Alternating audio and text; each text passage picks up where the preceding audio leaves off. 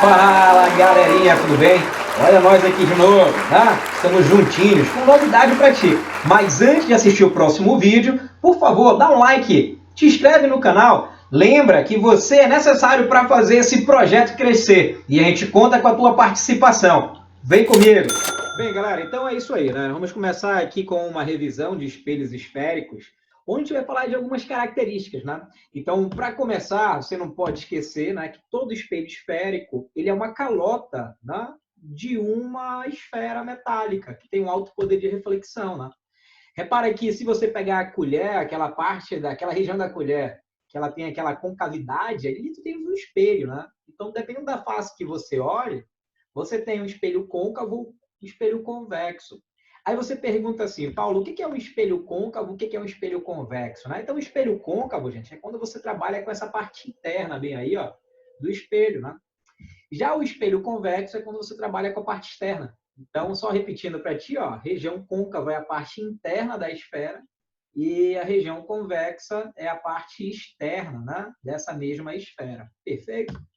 Bem, galera, simbologia, né? Como é que a gente representa os espelhos esféricos? Bem, você está percebendo bem aqui, ó, que quando você trabalha com a parte interna, tem a simbologia de um espelho côncavo, né? Com a parte externa, tem a simbologia de um espelho convexo. Então, como eu falei para ti, côncavo, convexo, você está vendo o comportamento desses caras. Essa é a simbologia. Lembrando, né, que essas aspasinhas aí representam a costa do espelho. Tu não trabalha com a costa do espelho, trabalha com a parte azulada, que significa a frente desse espelho. Perfeito?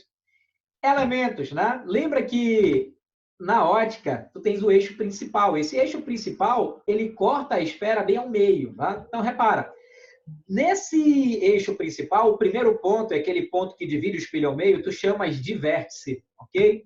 Observe que se tu prolongar esse espelho, tu vais ter aí uma circunferência, né, completa. E bem no meio, tu vais ter o centro, né? Esse centro, ele é denominado de centro de curvatura. Observe um fator interessante, que essa distância entre o centro e o vértice, aí ela é quem, galera? O raio, né? Geometricamente falando, ela é o raio, o próprio raio dessa circunferência, né? Então fica bem fácil tu visualizar. Perfeito? Comportamento óptico, observem, gente, que no espelho côncavo, tu tens o eixo principal, né? No espelho convexo também tu tens o eixo principal, e no espelho côncavo os raios se concentram em um ponto. Ao atingir o espelho, todos eles convergem a um ponto específico. Ei, Paulo, e no espelho convexo? Há um espalhamento, mas não é um espalhamento desordenado, um espalhamento aleatório, muito pelo contrário, né?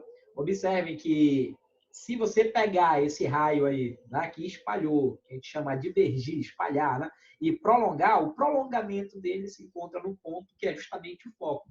Então, o que, que você percebe aqui? Ó? Que onde há essa concentração dos raios, você tem um foco. Então, no espelho côncavo, né, os raios se concentram em um ponto, os próprios raios se concentram num ponto, por isso que a gente chama de foco real. No espelho convexo, você tem um prolongamento. Né? Então, esse prolongamento desse raio se concentrando no foco, você tem um foco que nós chamamos de foco virtual. Né? Essa é a principal característica, né, dos espelhos côncavos e convexos. Então, o espelho côncavo ele tem um comportamento convergente. Tá? Já o espelho convexo ele tem um comportamento divergente. Tá?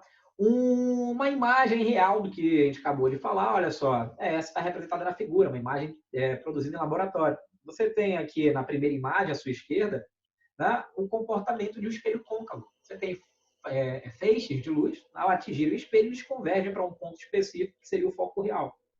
Já do outro lado, né, você tem aqui um espelho convexo. Né? Observa que os raios de luz, ao bater nesse espelho, eles espalham. Né? E se você fizer um prolongamento, você vai ver que esse prolongamento ele vai atingir o foco, né? Que é um foco virtual, como a gente viu anteriormente. Então, esse seria um comportamento bem específico.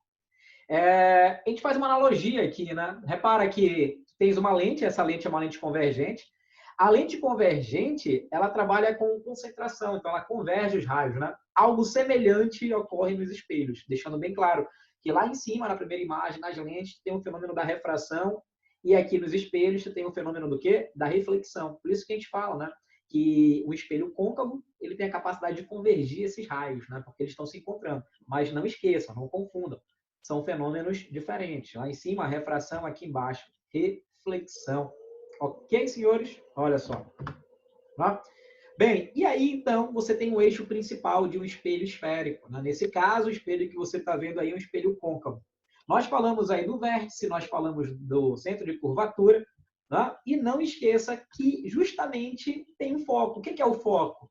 Ele é o ponto de encontro, né, desses raios que no espelho côncavo convergem. Eles vão convergir exatamente aí nesse foco. Tá? Paulo, como é que eu calculo esse foco? Quem é o foco? Né? Lembra que o centro de curvatura ele é o próprio raio, né? Então, o foco, na realidade, ele é equidistante, né? Ao centro e ao vértice. Ou seja, se tu pegar esses raios aí e dividir por 2, metade desse raio tem justamente a distância focal. Então, é assim que você calcula a distância focal de um espelho. Você vai pegar o raio, que é a distância do centro ao vértice, e você vai dividir por 2, né? Bem simples, bem fácil. Né? Os principais raios, cuidado com esses comportamentos aqui, ó, você tem o espelho côncavo, você tem aí o vértice, você tem o foco e você tem o centro de curvatura. Repara que toda vez que um raio ele for paralelo ao eixo principal e incidir no espelho, ele converge no foco, né? No foco. Já no espelho convexo, toda vez que ele vai paralelo ao eixo, ele espalha, né? Ele vai divergir com um prolongamento passando pelo foco, né? Uma característica. Né? Lembra também que o inverso vai ocorrer, né? Olha só, Chuchu, olha aqui, ó. Observa que se um raio de luz ele passar pelo foco, ao bater no espelho, ele vai como? Paralelo. Né?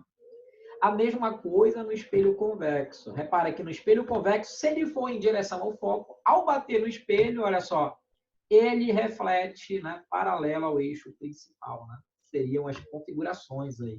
Perfeito? Não esqueça que a gente tem também um outro comportamento. Repara que o raio de luz, ao bater no vértice, ele atinge, né, o vértice, ele é refletido simetricamente. Tanto faz se o espelho é côncavo ou convexo, né? Sempre que ao atingir o vértice, ele é refletido simetricamente. Aí tu vai lembrar lá das leis da reflexão. Lembra que sempre se obedece aquelas leis. Né? E, finalizando aí a característica, né, desses principais raios, toda vez que um raio passar pelo centro de curvatura, ele se reflete pelo centro, ele volta pelo centro. Né? Observe do outro lado. Olha só, se for no espelho convexo em direção ao centro, bate e volta, né, pelo mesmo lugar. Né? Esse é o comportamento ótico. Aí você pergunta assim, mas Paulo, onde é que eu posso aplicar isso? Né? Bem, na próxima videoaula, a gente vai estar falando de construção de imagens, ok? Mas lembrando que essa parte é bem importante aqui, porque além de servir para construção de imagem, tem várias aplicações, e uma delas justamente é a lâmpada, né? A lanterna. Repara que dentro da lanterna tem um espelho côncavo aí, né? E a lâmpada ela é colocada em uma posição estratégica. Onde é que ela é colocada? Exatamente no foco. Aí você pergunta assim, por que, Paulo, no foco? Então, olha para cá. Vamos pegar o exemplo de um farol de um carro, que é o mesmo comportamento. Né?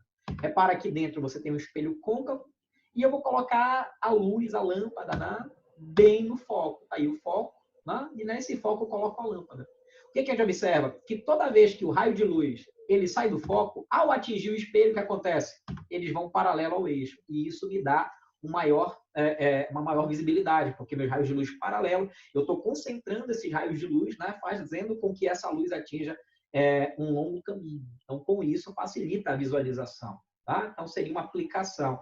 Lembre que a gente falou em sala de aula também sobre os fogões solares. Né? Não esqueçam, é mais uma aplicação, tá? Dessa questão aí da propagação, das características dessa propagação dos raios.